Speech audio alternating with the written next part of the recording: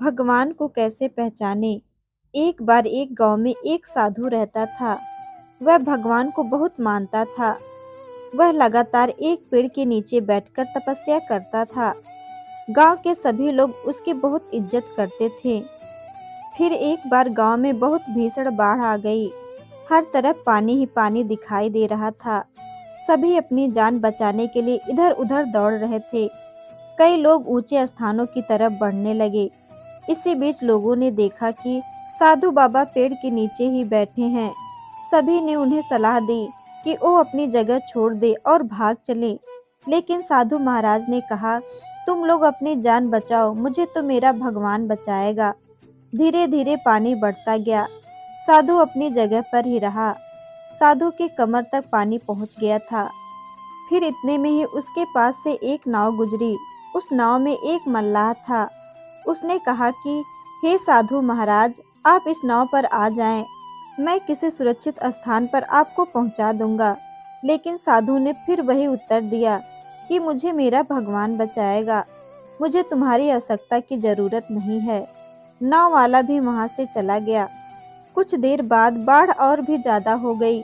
साधु को लगा कि उसे पेड़ पर चढ़ना होगा। साधु ने सोचा कि उसे वहां बैठकर ईश्वर को याद करना होगा। इतने में ही उसे गड़गड़ाहट की आवाज सुनाई दी। उसने देखा कि एक हेलीकॉप्टर उनकी मदद के लिए आया है। उस हेलीकॉप्टर से बचाव दल के एक रस्सी लटकाई और साधु को उसे पकड़ने का आग्रह किया गया। फिर साधु ने कहा कि मुझे तो भगवान बचाएगा, मैं इसे नहीं पकड़ूंगा। बचाव दल भी यह सुन चला गया। कुछ ही देर में बाढ़ की धार में साधु बह गया और उसकी मृत्यु हो गई। जब मृत्यु के बाद साधु महाराज स्वर्ग पहुंचे तो उन्होंने भगवान से पूछा कि मैंने तुम्हारी आराधना इतने मन से की, लेकिन फिर भी मैं डूबकर मरा। तुम मुझे बचाने नहीं आए। आपने ऐसा क्यों किया? भगवान ने साधु महाराज से कहा कि मैं 3 बार तुम्हारी मदद करने आया।